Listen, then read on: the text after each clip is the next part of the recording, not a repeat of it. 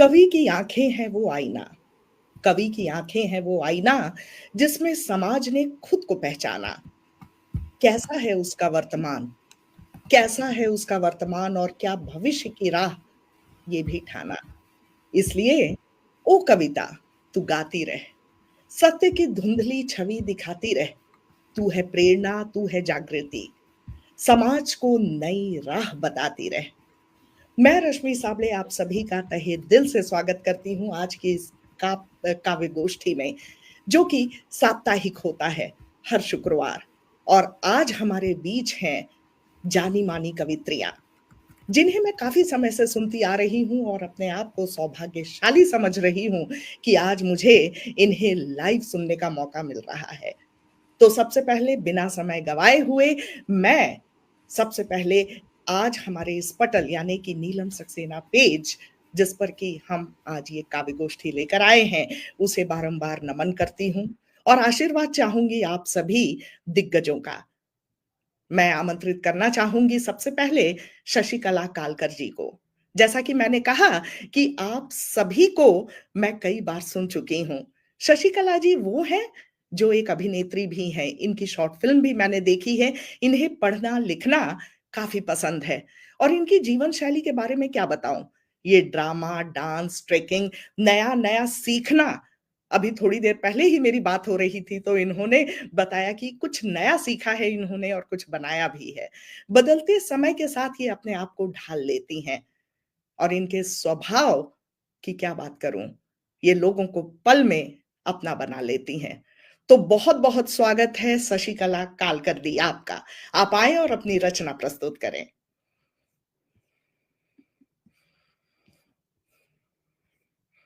Mic आपका दी, mic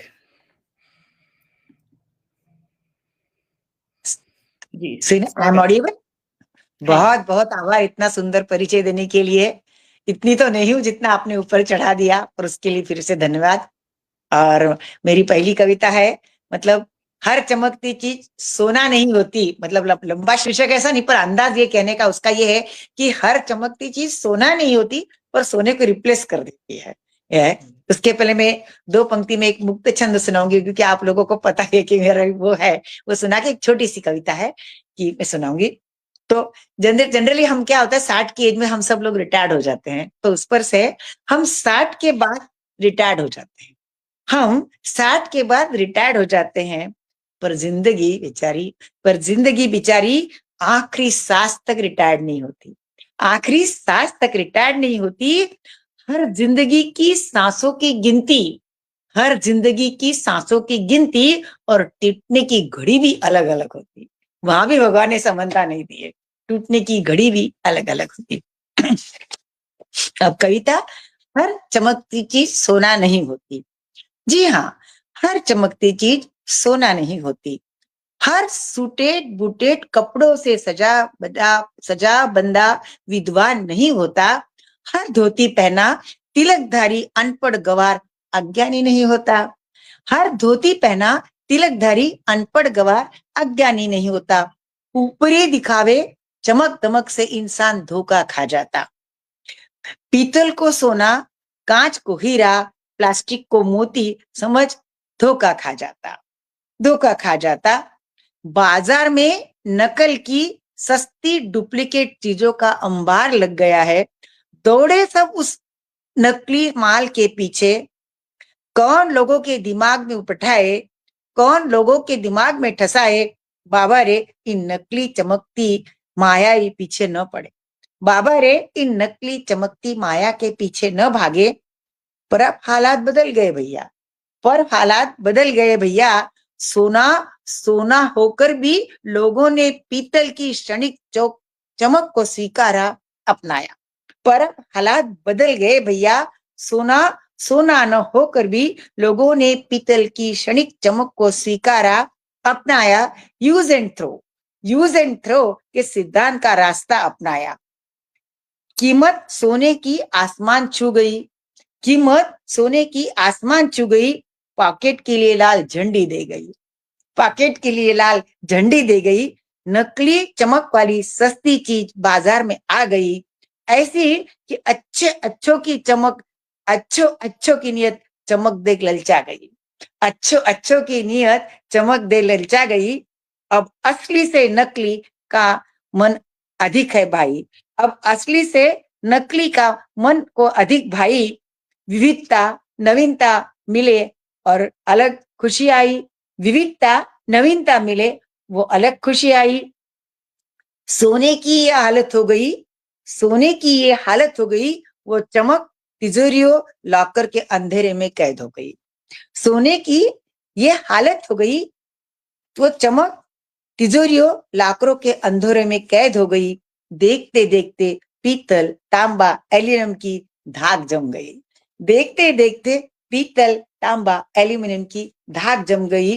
कहते हैं ना 100 सुनार की एक लुहार की, कहते हैं ना 100 सोनार की एक लुहार की। इनका भी जमाना देखो कैसा पलटा, इनका भी जमाना देखो कैसा पलटा।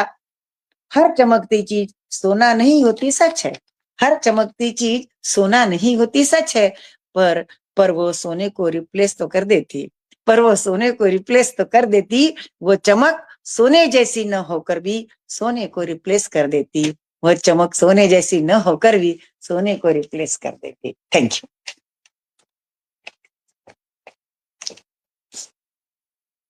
बहुत ही बढ़िया कविता शशिकला जी, समसामयिक यही चल रहा है आज। और सच्चाई का आईना आपने दिखा दिया। तो मैंने कहा ना, मैं जो देखती हूँ खुली आंखों से देखती हूँ वही लिखती हूँ, मेरे कविता में वही होता है सब। तो देख रही हो आज बाजार में कैसी भीड़ है आर्टिफिशियल ज्वेलरी के लिए। अब हम आगे बढ़ते हैं। अब मैं आमंत्रित करना चाहूंगी परवीन गगनेजा जी को। इनका एक छोटा सा परिचय। ये हिंदी अध्यापिका रह चुकी हैं, कवित्री हैं, जिनकी 3 पुस्तकें प्रकाशित हो चुकी हैं। कोरोना काल में 2 पुस्तकों का ई बुक के रूप में प्रकाशन भी हुआ है। घेरा मेरी यादों का, कहो ना, लफ्जों के पायदान, 3 पुस्तकें इनकी प्रकाशित हो चुकी हैं, जैसा मैंने पहले भी बताया।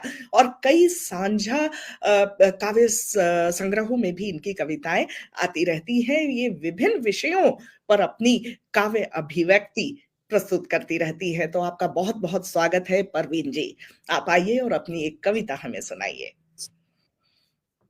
धन्यवाद, बहुत बहुत धन्यवाद मैडम। मेरी कविता है शहर। बढ़ते शहर सिकुड़ते गांव, बढ़ते शहर सिकुड़ते गांव, यही है आज भारत की पहचान, यही है आज भारत की पहचान। शहर अपने में खोया रहता है, दिन भर भागता रहता है, रात में जागता चौंकाता, कभी अपना कभी अजनबी सा लगता है। फिर भी ये शहर ख्वाबों जैसा लगता है, फिर भी ये शहर ख्वाबों जैसा लगता है। क्या गांव क्या कस्बा, क्या गली क्या कूचा, सबको अपने में समेटे। क्या गांव क्या कस्बा, क्या गली क्या कूचा, सबको अपने में समेटे। ये शहर भीड़ भरा चलता रहता है, चलता रहता है, मगर इसके शोर में भी सन्नाटा है, मगर इसके शोर में भी सन्नाटा है। फिर भी ये शहर ख्वाबों जैसा लगता है। मतलब के हैं मीत यहाँ, मतलब के हैं मीत यहाँ, मतलब के हैं रिश्ते नाते, यही है केवल इसकी पहचान। कंक्रीट की अट्टालिकाओं में, कंक्रीट की अट्टालिकाओं में कई सपनों के कंकाल दफन हैं, फिर भी ये शहर ख्वाबों जैसा लगता है। शहर की भूल भुलैया में, शहर की भूल भुलैया में अपने को खोना देना रे मानव। छोड़ बोरिंग सा रूटीन, छोड़ बोरिंग सा रूटीन, रोटी दाल की चिंता, जिंदा दिली की मिसाल तू बन। नव उड़ान तू फिर से भर ले, नव उड़ान तू फिर से भर ले, प्रकृति और गांव की ओर बढ़ ले, प्रकृति और गांव की ओर फिर से बढ़ ले। चूंकि ये शहर केवल ख्वाबों जैसा लगता है, ख्वाबों जैसा लगता है। धन्यवाद। वाह, बहुत सुंदर। आपने एकदम भावुक कर दिया। और सच बोलूं, किसी बहुत बड़े कहानीकार ने कहा है कि मुझे आज भी अपने गांव का घर अच्छा लगता है, क्योंकि वो मुझे झुकना सिखाता है। कैसे? क्योंकि उसके दरवाजे आज भी नीचे हैं। तो जो ठूठ बन के हम खड़े होकर जब घुसते हैं अपने बड़े बड़े मकानों में, तो हमें अपने गांव गांव का जो घर है वो जरूर याद रखना चाहिए। यही आपने बता दिया। सजीव चित्रण किया शहर का, सजीव चित्रण, बहुत सजीव चित्रण। और मैं पहले भी कह चुकी हूँ कि जो कवि हैं वो हमेशा समाज का एक दर्पण। तो आप सबकी कविताएं वही हैं। और अब जैसे कार्यक्रम का रूल है, हम आगे बढ़ते हैं। अब मैं आमंत्रित करने जा रही हूँ जन्मा। एक द्विभाषी शब्दकार, प्रबंधन सलाहकार हैं। अपने अनुभवों के तानों बानों को बुनकर रूपा कविताओं और लघु कथाओं के माध्यम से जीवन के गहन सार को उजागर करती हैं। प्रेम, जीवन, रिश्ते, आध्यात्मिकता और परोपकार जैसे विषयों पर उनकी गहरी अंतर्दृष्टि उनके लेखन में साफ झलकती है। तो आपका बहुत बहुत स्वागत है रूपा जी। आइए और अपनी कविता हमें सुनाइए, हम बेसब्री से इंतजार कर रहे हैं। धन्यवाद रश्मि जी। और मेरी ये जो कविता है ये हर माँ के दिल के बहुत करीब होगी। तो एक दो पंक्तियां मैंने अभी सुनते सुनते में ही लिखा, मैं अब पढ़ के सुनाती हूँ। तेरी छोटी छोटी, तेरी छोटी हाथ और पैर, तेरे छोटे हाथ और पैर जब मेरे हाथ आ गए, तेरे छोटे हाथ और पैर जब मेरे हाथ आ गए, माँ तेरी छवि मेरे मन में गहरी बस गई। सो जब तक हम खुद किसी छोटे से बच्चे को अपने गोद में लेके उसको पालना शुरू नहीं करते हैं, अपने उन छोटे छोटे एहसासों को हम तभी समझना शुरू करते हैं कि हमारे माता पिता ने क्या हमारे साथ किया और कैसे उन्होंने हमें तैयार किया। पर ये जो कहानी है एक छोटी माँ और बेटी की कहानी है, जिसे मैंने नाम दिया है मेरी पंखों वाली मुनिया। तो सुनाती हूँ। मेरी पंखों वाली मुनिया, हंसती खेलती लाडली, हंसती खेलती लाडली छोटी सी थी एक मुनिया। बोली माई ला दो मुझे लाल पीली कुछ चूड़ियां। पतझड़ का मौसम आया है, पतझड़ का मौसम आया है, पत्तों को यही रंग आजकल भाया है।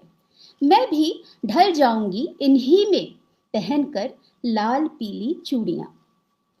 और हाँ, मेरी चोटी के लिए, मेरी चोटी के लिए ले आना तुम फीता नारंगी। मेरी चोटी के लिए ले आना तुम फीता नारंगी, रोज पहनकर जाऊंगी जब रंग जाऊंगी इन पत्तों सा ही। पहनकर लाल पीली नारंगी, पगडंडी के पत्तों के बीच इतराई, धूप की सुनहरी आंख मिचौली में मैं जोर जोर से नाची और गाई। वो मासूम बेपरवाह, वो मासूम बेपरवाह दिन थे छोटे, फिर कठोर शरद ऋतु ने सताया, जब माँ ने सवालों के पंख काट भीड़ जैसा ही बनना सिखाया। न सिखाया कभी सर ऊंचा कर अपनी बात निडर कह देना, न बताया माँ सुन मेरी मुनिया अपने सपनों को पूरा तू कर लेना। पतझड़ के पत्तों सा एक एक करके त्याग दिया स्नेह भरे सपनों को, कभी चुप्पी साध कभी हाँ में हाँ भर, मूंद ली सपनों भरी इन आंखों को। मैं खड़ी हूं आज जैसे शरद ऋतु, मेरी चेतना की शांत गुफा में, अतीत के थके आवरण को धोते हुए बसंत के एक आलिंगन की आस में। आज माँ हूं मैं, आज माँ हूं अपने लाडली की, जो सवाल बड़े जटिल है उठाती, कुछ मासूम और रंग बिरंगे से हैं और कुछ आत्मा को चीर है जाती। उस मासूम मुनिया को उसमें हूं ढूंढती, उस मासूम मुनिया को उसमें हूं ढूंढती, लाल पीली नारंगी में घुली हुई। ना ढलने दूंगी उसको मैं दुनिया के भीड़ में यूं ही, अपने पलकों से सिल दूंगी लाडली तेरे रंग बिरंगे पंख। अपने पलकों से सिल दूंगी लाडली तेरे रंग बिरंगे पंख। हौसलों से इन्हें मैं भर दूंगी, मैं ना सही तू उड़ेगी इनके संग। तुझसे हुआ बसंत का पुनर्जन्म, तुझसे हुआ बसंत का पुनर्जन्म। तेरी आवाज की बुलंदी बनूंगी, तेरी हर गांठ में खोलूंगी, अंधेरी राहों में रोशनी बनूंगी। अगर राह में भटकी तू कभी, माई का क्रोध भी चखाऊंगी। जब तक तू उड़ान ना भर ले, तेरे पंखों की रखवाली मैं करूंगी। ओ मेरी पंखों वाली मुनिया, अपने प्रतिबिंब को तुझ में निहारूंगी। कर ले आवाज तू अपनी बुलंद, तेरी रीढ़ की हड्डी का बल मैं बनूंगी। ओ मेरी पंखों वाली मुनिया, अपने प्रतिबिंब मैं तुझ में निहारती हूँ। तेरे हर उड़ान में थोड़ा सा मैं भी उड़ लेती हूँ। ओ मेरी पंखों वाली मुनिया। ये थी मेरी बहुत ही कविता। खूबसूरत कविता, बहुत खूबसूरत। Thank you. और जोरदार कविता। जिस तरीके से शशिकला दी ने और परवीन गगनेजा जी ने इतनी खूबसूरती से वर्णन किया, जो भी विषय हैं उसके, उसी तरीके से आपने बहुत ही खूबसूरत वाचन किया है। तो बहुत बहुत धन्यवाद आज आने के लिए आपका। अब मैं जिस कवित्री को बुलाना चाहती हूँ वो है मीतू अग्रवाल जी, और उन्होंने अपना परिचय जो दिया है वो एक कविता के ही रूप में दिया है। तो वो कुछ इस तरीके से है कि मैं मीतू अग्रवाल हूँ, वाणिज्य की ऊंची डिग्रियां सजाए बैठी हूँ, फिर भी दिल में बसती है कविता की महक। फिर भी दिल में बसती है कविता की महक, गीतों की लय और शब्दों की उड़ान। आज मैं एक व्यापारिक जहाज की नाविक हूं, अनेक बंदरगाहों को छू चुकी हूं अनुभव के लहरों से। बहुत बहुत स्वागत है आपका मीतू अग्रवाल जी। बहुत बहुत धन्यवाद रश्मि जी। सभी गणमान्य उपस्थित महानुभावों, कवित्रियों को मेरा बहुत बहुत सादर नमन, शुभ संध्या, बहुत बहुत अभिनंदन आप सबका। आज आप सबकी उपस्थिति में मैं स्वयं को भाग्यशाली महसूस कर रही हूँ। आइए मनाते हैं उत्सव अपने देश की होनहार बेटियों का, जिन्होंने जो कभी नहीं हो पाया वो करके दिखाया है। धुआंधार विश्व विजय का यह शब्द है उस गर्वेली माँ के, जो बेटियों की विश्व विजय को इस पल में महसूस कर रही है। उस पल को तब से जब उसने सर्वप्रथम इस बेटी को स्वयं में अवतरित किया था, और आज की सफलता की गूंज के साथ बिटिया के आज की यात्रा के उस पल तक स्वयं को महसूस करवा रही है, जो सर्वव्यापी हो आई, हर स्त्री की आंखों में सचेत सपना बन गई। वे कहती हैं, यह है मेरा विजय उत्सव। माँ के शब्दों में प्रयास कीजिए सुनने का। रौनक मेरे घर की चांदनी बन छाई है, मेरे घर की बेटी सपना सजा कर लाई है। कल तक ये पास बताना चाहती हो, कल तक किसके आने की आहट थी, दुख और कलह का संदेश थी मेरे लिए। शुक्र है बरसों बाद वह कुमुदनी कुंदन बन निखर आई है। आज अब प्रेजेंट की बात है। आज रुंझुन सी हंसी सफलता बन छाई है, उसका अथक परिश्रम ही मुझे यह पल दे पाई है। ये घड़ी मुझे दी उसने, जैसे नभ की रोशनी की छटा मेरे आंगन के फर्श को भर आई है। वही टुकड़ा धूप का उसकी खुशी बन छाई है। रौनक मेरे घर की विश्व में नाम कर विश्व कप घर लाई है। चमक जाती है उसकी आंखें शून्य के क्षितिज में, कल की शाबाशी को जब वह झकझोर कर कहती है, अब तू मिसाल है उन ओझल आभाओं की, जो तिमिर की लौ से अब भी सुदूर हैं, स्वयं को समाज में प्रेक्षित करने से दूर हैं। उनकी घरों जिम्मेदारियां खलती हैं उनके मन को, तेरी चकाचौंध सीख बनकर छाई है। समाज में देंगी वह उजियारा, जिसे नवेली घूंघट में छुपा ना पाएगी। उड़कर अपने अरमानों को छुएगी, मुट्ठी में समेट लाएगी अंतहीन संभावनाओं को, और फिर खिलखिलाएगी। माँ को खुशी और पिता को अहम दे जाएगी। बेटी मेरी आज मुस्कुराई है, आज रौनक मेरे घर की चांदनी भर गई है, मेरे घर की बेटी विश्व कप घर लाई है। धन्यवाद। बहुत खूब, बहुत खूब, बहुत खूब। और मैं हमेशा से कहती हूँ कि ये जो हमारा काव्य गोष्ठी है या जो भी हम इस पटल पर प्रस्तुत कर रहे हैं, वो कहीं न कहीं रिकॉर्ड हो रहा है।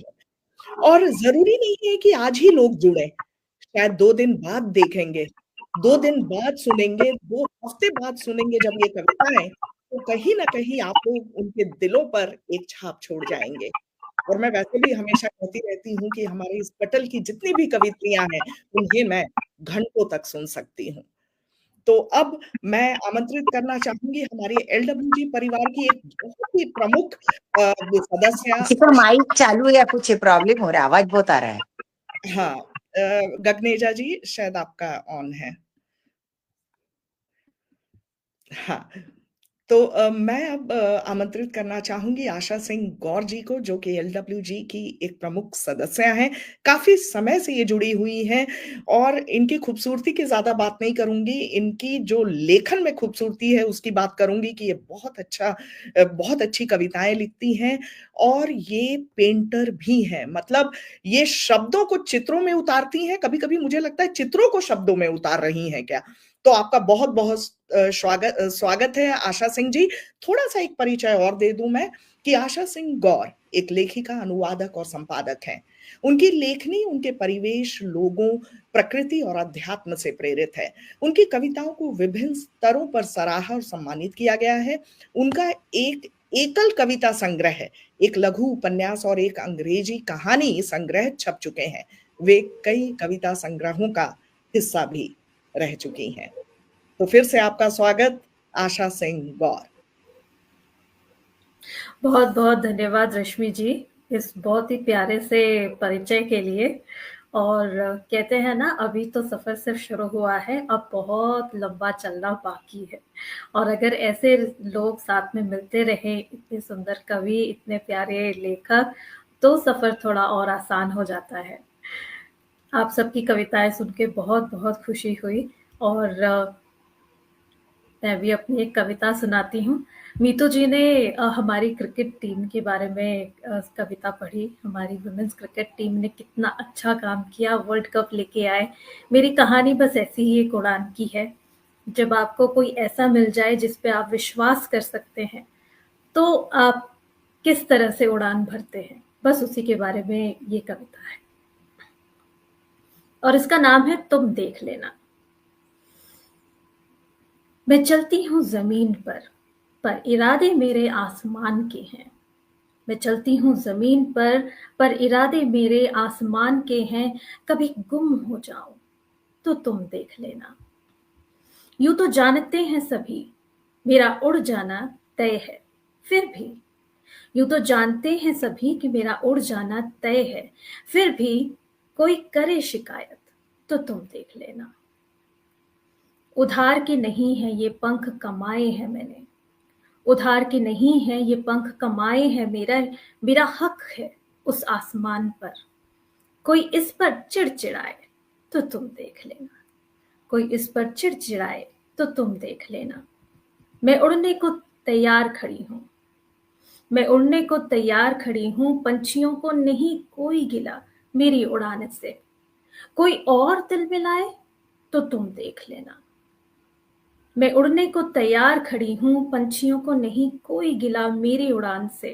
कोई और दिल मिलाए तो तुम देख लेना। हर सफल उड़ान का अंत जमीन ही होती है, हर सफल उड़ान का अंत जमीन ही होती है। तुम मेरी जमीन बन मेरा इंतजार करना, और तब तक कोई शोर मचाए तो तुम देख लेना, और तब तक कोई शोर मचाए तो तुम देख लेना। धन्यवाद। बहुत ही खूबसूरत कविता है और आशा आपको बहुत-बहुत धन्यवाद कि आपने बहुत अच्छे से इस विषय को ढाला है अपने शब्दों में। और मैं एक और बात बताना चाह रही थी कि कुछ दिनों पहले मुझे एक मैसेज आया था, फेसबुक पर ही आया था, जिसमें हमारे ही देश के किसी छोटे से शहर की एक लड़की है, वो शायद फॉलो करती है, तो वो जब हमारे LWG के पटल पे कविताएं सुनती है तो उसको लगता है कि कहीं किसी बड़े शहर में हमारी बातें भी हो रही हैं। तो ये आप बहुत बड़ा काम कर रहे हैं, क्योंकि मुझे लगता है कि हम बड़े शहरों से तो हम खुशकिस्मत हैं कि भाई हाँ, हमारे पास सब कुछ है, लेकिन कहीं कोई है जिसको जरूरत है इन कविताओं की, वो समझती है कि हाँ, हम समझ रहे हैं उन्हें। तो आप सभी का बहुत बहुत धन्यवाद। और इसी के साथ हमारा ये पहला राउंड नहीं यहीं नहीं, पहला राउंड अभी पूरा नहीं हुआ है, पहला हुआ नहीं है। रश्मि जी, आपकी कविता सुने बगैर राउंड पूरा नहीं होगा। तो रश्मि जी का परिचय देना आने तो मैं सच कहती हूँ कि सूरज को दिया दिखाना है, इतनी मतलब उचित स्तर की कलाकार है वो।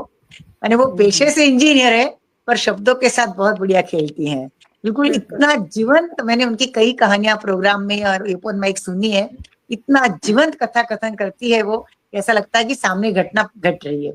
और अभी तो थिएटर आर्टिस्ट भी है वो, खूब नाटक कर रही है, धूम मचा रही है नाटकों में, थिएटर में काम करके। तो मैं उनको अभिनंदन करती हूँ कि आप आए और आपकी एक रचना हमें सुनाए। Thank you. और मैं थोड़ी सी लालची भी हूँ, तो अगर मैं आती हूँ होस्टिंग करने, तो मैं सच कहूँ, आपके जो कविताओं के जो विषय हैं वही मेरे नाटक के विषय बनते हैं। तो इस लालच में आती हूँ कि मैं आप लोगों से खूब सारे विषय लेकर जाऊं, खूब सारे टॉपिक्स लेकर जाऊं। तो वो उसमें मैं आज सफल हुई हूँ काफी। तो उसमें शायद थोड़े दिनों में आपको कोई कहानी भी मिल जाएगी। और जैसे कि कहानियों के बाद ही मेरी कविताएं बनती हैं। कोई भी छोटा सा वाक्य होता है, वो कहानी का रूप ले लेता है और फिर एक कविता बन जाती है। अभी मेरे घर में जो कुक है, उसकी बेटी कॉलेज जाती है, तो उसके घर वालों ने ही थोड़ा सा उसे परेशान करने की कोशिश की कि क्यों पढ़ा रही हो लड़की को। आज भी देखिए, इतने बड़े शहर की बात है। तो मुझे कहीं ना कहीं लगा कि उसने कहा कि मैं आज तक दबती आई थी, अब मैं नहीं दबूंगी। तो मुझे एक कैरेक्टर याद आ गया हमारे ही इतिहास में से, मंदोदरी, कि मैं मंदोदरी नहीं जो चुप रह जाऊं, मैं मंदोदरी नहीं जो चुप रह जाऊं, अंधकार के महल में बैठी मौन पीड़ा सह जाऊं।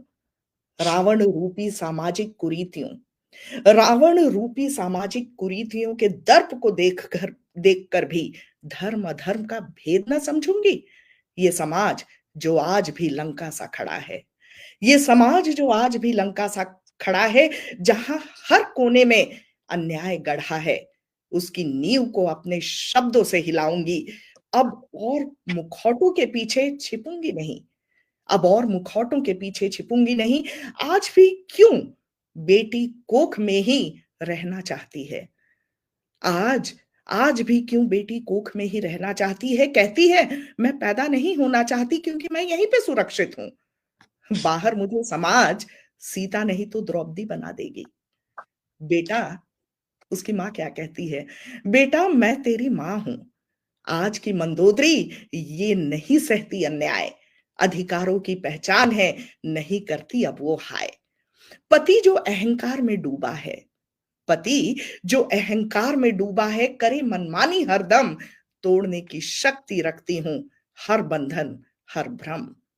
तुम कौन हो, तुम कौन हो जो मेरा जीवन करो निर्धारित, मां कह रही है, तुम कौन हो जो मेरा जीवन करो निर्धारित, अपनी मर्जी से चलाओ जैसे मैं हूं एक जड़ित। ये युग बदला स्वामी, ये युग बदला है, नारी अबला नहीं है, अन्याय सहना उसकी किस्मत में कहीं नहीं है। रावण जो कल तक दहाड़ता था, रावण, रावण रूपी समाज, रावण रूपी समाज जो कल तक दहाड़ता था, सुनकर ये आवाज हैरान है, क्रोधित भी, कहा है अपना राज। ये क्या बकवास है मंदोदरी, ये क्या बकवास है मंदोदरी, पत्नी हो मेरी तुम, मेरी आज्ञा का पालन करना ही तुम्हारा धर्म है। मंदोदरी हंसी, मंदोदरी हंसी, उस हंसी में थी विद्रोह की ज्वाला। धर्म वो है जो न्याय सिखाए, जो मिटाए हर काला। तुम्हारा ये अहंकार, ये अत्याचार की आदत नहीं चलेगा, अब तोड़ूंगी मैं ये सदियों की आदत। उसने उठाया आवाज, लंका रूपी समाज की हर नारी को जगाया, जो डर के साए में जीती थी उनमें ही साहस भरा। कब तक सहोगी तुम अन्याय, कब तक सहोगी तुम अन्याय, कब तक डरोगी सबसे, अपनी शक्ति को पहचानो, बनो खुद अपनी रक्षक अब से। रावण की लंका में गूंजी नारी शक्ति की ललकार, अहंकार का किला हिल गया, मचा हाहाकार। मंदोदरी ने दिखाया सच की राह पर चलना है, गलत के आगे झुकना नहीं, अपना हक छीनना है। आज की मंदोदरी वो आवाज है, आज की मंदोदरी वो आवाज है जो दब न सकेगी, हर उस रावण के आगे चट्टान बन के खड़ी रहेगी। बगावत का ये बिगुल बजा है, अब ये थमेगा नहीं, अन्याय के सिंहासन पर कभी कोई बैठेगा नहीं। मैं आईना हूं इस कलुषित समाज का, जो दिखाता है वही लिखूंगी और कहूंगी। डरने का समय बीत गया, डरने का समय बीत गया, यही कहूंगी। मैं अब इस विशैली चुप्पी को तोड़ कर रहूंगी। मैं आज की मंदोदरी हूं, मैं आज की मंदोदरी हूं।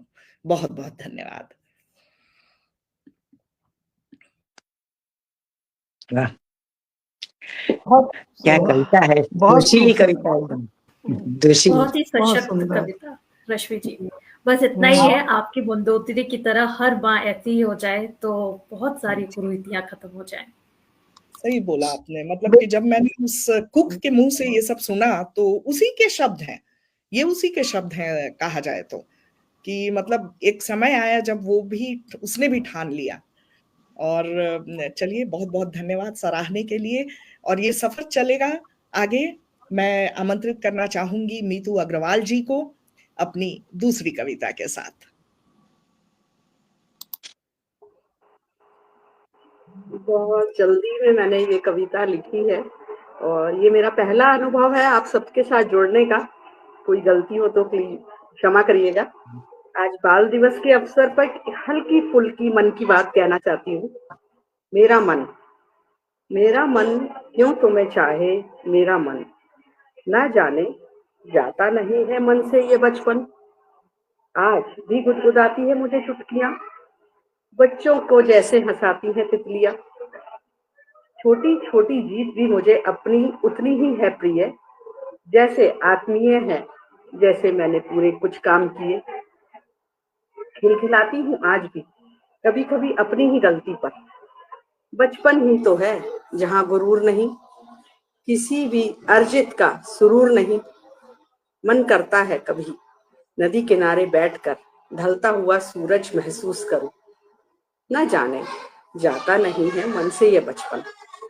भाग दौड़ स्वयं से भुला देती है मुझे जीने की वो कला, जो सिर्फ बचपन ही जानता है। बचपन के ही संदूक में मिलती है वो खजाना। चलो ना खोजे अपने अपने मन का बचपन, जिसे चाहे हर किसी का मन। धन्यवाद। बहुत बहुत धन्यवाद आपका मीतू जी। और मैं हमेशा से कहती हूँ कि हम कलाकार अधूरे हैं अगर हमें कोई सुनने वाला ना हो। तो मैं उन सभी दर्शकों का स्वागत करना चाहूंगी जो काफी देर से हमारे साथ जुड़े हुए हैं। राजबाला राज जी हैं, महेश पोटे जी हैं, आशा सिंह खुद मतलब हमारे साथ हैं और वो लगातार टिप्पणी कर रही हैं और बहुत प्यारे कमेंट्स कर रही हैं। सतेंद्र सेठी जी हैं, और फिर हमारे साथ नीलम सक्सेना जी तो हमेशा रहती ही हैं, वो भी हैं। तो अब मैं आमंत्रित करना चाहूंगी आशा आपको, आप ही की कविता के साथ। धन्यवाद रश्मि जी। अब क्योंकि आज चिल्ड्रंस डे है तो बच्चों के बारे में कुछ तो बोलना चाहिए। तो जैसे चिल्ड्रंस डे आता है वैसे ही बचपन की काफी सारी बातें काफी सारी बातें जो याद आ जाती है। और उसी पर मैंने एक कविता लिखी थी जिसका नाम है यादों की पोटली। कमरे के एक कोने में पड़े पुराने संदूक में एक कहानियों की पोटली पड़ी है, जिसमें मेरी, तुम्हारी और न जाने किस किस की शैतानियां छिपी हैं। वो आंगन वाली फोटो जिससे पहले मैंने तुम्हारा खिलौना तोड़ा था, वो स्कूल की क्लास फोटो जिसके बाद सबका झगड़ा हुआ था, उस कैंप फायर की तस्वीर जिससे ठीक पहले तुम्हें प्यार हुआ था, और उसके नाम लिखी चिट्ठी को किसी ने स्काउट्स टीचर को दे दिया था। रक्षाबंधन की वो तस्वीर जिसमें तुम्हारा मुंह फुक के सा फूला हुआ है, क्योंकि तुम्हारे हिस्से का लड्डू झट से मैंने खा लिया था। वो दिन याद है जब हम सब पिकनिक पे गए थे, सब तुम्हें ढूंढ रहे थे और तुम पेड़ पर छिपे हुए थे। चढ़ तो गए थे आराम से, पर उतरने से डर रहे थे। बुला तो सकते नहीं थे किसी को, तो वही बैठे रो रहे थे। हंस हंस के मैंने तुम्हारा कितना मजाक उड़ाया था, और फिर चुपके से तुम्हें पेड़ से मैंने ही उतारा था। स्कूल के फेयरवेल में सबने कितनी मस्ती की थी, पर फिर बिछड़ते हुए सबकी आंखें भीग गई थी। कितनी सारी यादें बंद हैं इनमें, तुम्हारे और मेरे आगे बढ़ने की यादें, माँ और पिताजी के आंखों में आए खुशी के आंसुओं की यादें, तुम्हारे पढ़ने के लिए विदेश जाने की और मेरे दूसरे शहर में बस जाने की यादें। ये सब और ना जाने कितनी कहानियां इस पोटली में छिपी, जिसमें शब्द नहीं है, बस तस्वीरें लगी हैं, जिन्हें देखते ही सब कहानियां फिर से जिंदा हो जाती हैं। भूली हुई सब यादें फिर से ताजा हो जाती हैं। भूली हुई सब यादें फिर से ताजा हो जाती हैं। धन्यवाद। बहुत खूबसूरत। बहुत ही खूबसूरत बचपन की याद दिला दी आपने फिर से, मैं जैसा कह रही थी, और बहुत अच्छी कविताएं आप लेकर आए हैं आज सभी। निशा सक्सेना जी भी हमारे साथ जुड़ गई हैं, हम सभी को सुन रही हैं, शुभ संध्या कह रही हैं। अब कार्यक्रम को आगे बढ़ाते हैं और मैं आमंत्रित करना चाहूंगी रूपा जी को। स्वागत है आपका। धन्यवाद। मेरी ये कविता चिल्ड्रंस डे पे नहीं है, और ये कविता मैंने जब अपना प्लेटफॉर्म स्टार्ट किया था 2 साल पहले, तो मेरी पहली कविताओं में से एक है। इस कविता का नाम है ए चांद। मैं इस कविता को पढ़ना चाहूंगी। कभी चौंदवी के चांद से है तराशा, कभी चौंदवी के चांद से है तराशा, कभी बुलाया चंदा और चकोर। अनंत भाव में है तू शामिल ए चांद, जब कभी प्रेम रस में हो विभोर। कहते हैं चांद तू सिर्फ है एक छाया, कहते हैं चांद तू सिर्फ है एक छाया, निकला जो उजाले की तलाश में। किरणें हैं तेरी उधार की, फिर भी चमके तू खुले आकाश में। सूरज की तीव्र ज्वाला, सूरज की तीव्र ज्वाला को तूने दिया है श्वेत व निर्मल रूप। असंख्य तारों के साथ तू दिखता, पर है अनोखा तेरा स्वरूप। ए चांद तुझसे सीखा, ए चांद मैंने तुझसे सीखा, अधूरा भी है मनमोहक। ए चांद मैंने तुझसे सीखा, अधूरा भी है मनमोहक, मिथ्या है होना संपूर्ण। बन के बिखरना, फिर से उठ के चलना, जीवन का है यही मूल। कृष्ण पक्ष का कलंक, कृष्ण पक्ष का कलंक भी मिट जाता है, जब सत्य पे किरणें हैं पड़ती। अंधेरे से उजाले की दौड़, संघर्ष और संयम से है बढ़ती। तेज स्वरूप हो तो सूरज जैसा, तेज स्वरूप हो तो सूरज जैसा, शांत स्वरूप हो जैसा चांद। निर्मोही रूप है तेरा विशेषण, हर प्रेमी को लिया है तूने बांध।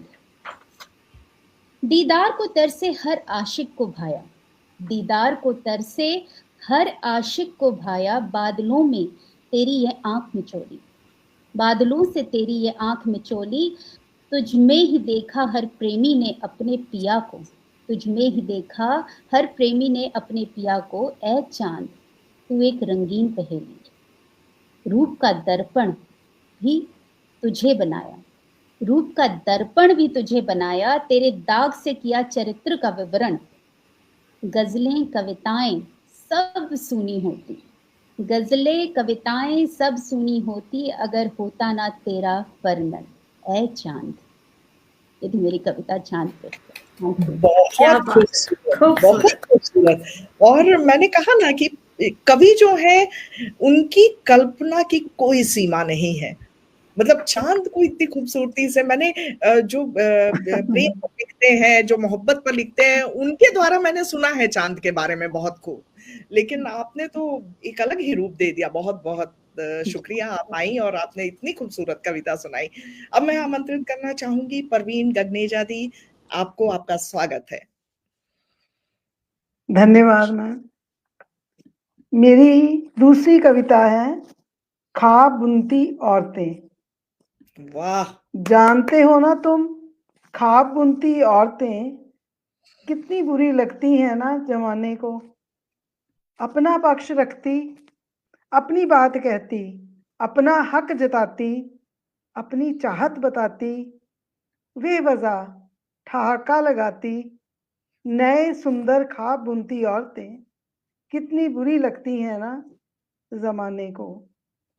आजाद ख्यालों की खनक रखती, रूप रंग की झलक दिखलाती, सुंदर कपड़ों में बंठन इतराती, बासी रीति रिवाजों को जुटलाती, नए अंदाज में मुस्कुराती, आईने में खुद को निहारती, औरतें कितनी बुरी लगती हैं ना जमाने को। अरे क्या बात कहते हो, क्या बात करते हो, क्यों हवा में बात करते हो कि जमाना बदल गया है। देखो ना कुछ नहीं बदला है, नजरिया तो जस का तस है। साज भले बदले हों, साज भले बदले हों, सुर तो वही है। बोलती हुई औरतें जमाने को कितनी बुरी लगती है ना। तुम्हारी सदियों की चुप्पी, तुम्हारी सदियों की चुप्पी ही तुम्हारी दुश्मन। उसे तोड़ना है बहुत जरूरी, उसे तोड़ना है बहुत जरूरी। आज रंग बदले हैं, अंदाज बदले हैं, आज औरतों ने रस्मों रिवाज बदले हैं। जो ना कर सकी पहले, जो ना कर सकी पहले, उसे करने का मौसम आया है। ख्वाब बुनती औरतों, तुम ख्वाब बुनते रहना, अन्याय ना सहना, चुप ना रहना, अपना पक्ष रखना, अपनी बात कहना, अपना जीवन जीना, आकाश को तुम छूना, ऊंची उड़ान भरना। ख्वाब बुनती औरतों, तुम ख्वाब बुनते रहना, तुम ख्वाब बुनते रहना। धन्यवाद। सबकी कविता बहुत और बहुत ही खूबसूरत, क्या कटाक्ष है, बहुत बहुत एग्जैक्टली। सही। और धन्यवाद। मैं जैसा पहले कह रही थी, आशा, आपने ध्यान दिया होगा कि हमारी ये कविताएं, इस पटल की कविताएं न जाने कहाँ कहाँ पहुंच रही हैं, और वहां बिल्कुल। पर जब उन्हें लगता है कि हाँ हमारे बारे में कोई बात कर रहा है, तो उन्हें कितनी खुशी होती है कि बहुत बिल्कुल अच्छा सही। आपने लिखा है परवीन जी, सही। बहुत बहुत शुक्रिया, आपने धन्यवाद। बहुत खूबसूरत कविता लाई। अब मैं आमंत्रित करना चाहूंगी शशिकला कालकर जी को, और हाँ। हमारा कार्यक्रम अंत की तरफ आ रहा है, तो एक खूबसूरत कविता आपकी तरफ से हो जाए। ठीक है। आज बाल भी उस पर पहले दो पंक्तियां, तो ही सब कहते हैं बच्चों को हम सिखाते हैं, सब कहते हैं बच्चों को हम सिखाते हैं, अजी जनाब बेवजह मुस्कुराना तो मासूम बच्चे ही सिखाते हैं। मेरी कविता आज की है रोजमर्रा की अभिव्यक्तियां। हम जो हमारे भाव व्यक्त करते हैं उसके क्या क्या प्रकार है, कैसे करते हैं, वो सुनिए। मानव मन भावनाओं अभिव्यक्तियों का घर होता, मानव मन भावनाओं अभिव्यक्तियों का घर होता, सारे दुनिया जहान के भाव इसमें बसते, किसी न किसी रूप में रोज व्यक्त, हर व्यक्त भी होते, रोज न रोज किसी न किसी रूप में हर व्यक्त भी होते। भाई ये एकदम स्वाभाविक है, जीवन का आधार है, ये एकदम स्वाभाविक है, जीवन के आधार है। तो मानवीय अधिकार भी है, मानवीय अधिकार भी है, ये न हो तो इनके बिन जीवन दुर्लभ है। ये भाव समाज मानवता के जीवंतता के प्रतीक है। अभिव्यक्ति व्यक्त करने दर्शाने के तरीके, ढंग, रास्ते रूप हजार है, रूप हजार है। आंखें, जुबा, चेहरे, आंखें, जुबा, चेहरे के भाव, शरीर के हालचाल की भाषा, उसकी अभिव्यक्तियां, उसकी अभिव्यक्तियां। और मौन, मौन मौन अभिव्यक्ति की एक ऐसी आवाज, भाषा जहां शब्द ही नहीं होते। मौन, मौन अभिव्यक्ति की ऐसी आवाज, भाषा जहां शब्द ही नहीं होते। बताओ, बताओ, गूंगों की मौन भाषा में कहाँ शोर होता, गूंगों की मौन भाषाओं में कहाँ शोर होता, पर सब कुछ बयां हो जाता, सब कुछ बयां हो जाता। और कलम, कलम की तो बात ही क्या, अभिव्यक्ति का ऐसा सशक्त माध्यम, मौन शस्त्र, सत्ता पलट दे, सत्ता पलट दे, समाज में जागृति ला दे, उथल पुथल मचा दे। ये रोजमर्रा की अभिव्यक्तियां हंसकर, रोकर, मुस्कुराकर, लड़ झगड़ कर, क्रोधित होकर, चुप्पी साध कर, आंखों से आंखों आंखों में आंखें दिखाकर, आंखें तरेर कर, आंखें मारकर, दोस्त बनाकर, मीठा बोलकर, ताने मारकर, दोस्त बनाकर, मीठा बोलकर, ताने मारकर, और भी न जाने कैसे कितनी, और भी जाने कैसे कितनी, एक हो तो गिनाओ भी, एक हो तो गिनाओ भी। इस अभिव्यक्ति से इंसान एक दूसरे के दिल में उतरता, दिल से भी उतरता। इस अभिव्यक्ति से इंसान एक दूसरे के दिल में उतरता, दिल से उतरता, रिश्ते नाते दोस्त और दुश्मन भी बनाता, रिश्ते नाते दोस्त और दुश्मन भी बनाता। जीवन में ये रोजमर्रा के भाव जो ये अभिव्यक्ति न हो, जीवन में ये रोजमर्रा के भाव जो अभिव्यक्ति न हो, तो हो जाए जीवन एकदम निर्जीव, निष्प्राण, बिल्कुल मरे समान। हो जाए मानव का जीवन एकदम निर्जीव, निष्प्राण, बिल्कुल मरे समान, बिल्कुल मरे समान। Thank you. बहुत खूबसूरत आपकी भी कविता दी। और जैसा कि मैं शुरू में ही कह रही थी कि मैं आप लोगों को घंटों सुन सकती हूँ, लेकिन समय सीमा भी है, और इसीलिए मैं अंत में सिर्फ यही कहना चाहूंगी कि आपकी कलमों को खूब ताकत मिले, और हम हमेशा जब भी मिले एक नए विषय पे आप एकदम जोरदार शब्दों के साथ हमें प्रभावित करते हैं। आप सभी को हाथ जोड़कर मैं प्रणाम करना चाहूंगी कि इतनी अच्छी कविताएं आप लिख रही हैं और लेकर आ रही हैं। कहीं ना कहीं कोई सुन रहा है, प्रभावित हो रहा है, तो जरूर लिखते रहिए। आपका फिर से बहुत बहुत धन्यवाद। और हाँ, कहते हैं ना कि अगर आप तक किसी ने मुझे पहुंचाया है, जिस गुरु ने, नीलम सक्सेना जी, उनका भी बहुत बहुत धन्यवाद कि उन्होंने मुझे आप जैसे गोविंद से मिलवाया। तो बहुत बहुत धन्यवाद आप सबको। शुभ रात्रि। इतना सुंदर मेंशन करने के लिए आपका भी बहुत बहुत आभार और धन्यवाद। बहुत ही सुंदर बहुत बहुत संचालन रश्मि जी। धन्यवाद। और हमारे पास थोड़ा सा और वक्त हम निकाल सकते हैं और आपकी एक कविता और सुन सकते हैं। हाँ, बस ये है कि मैं आज तैयारी करके नहीं आई हूँ।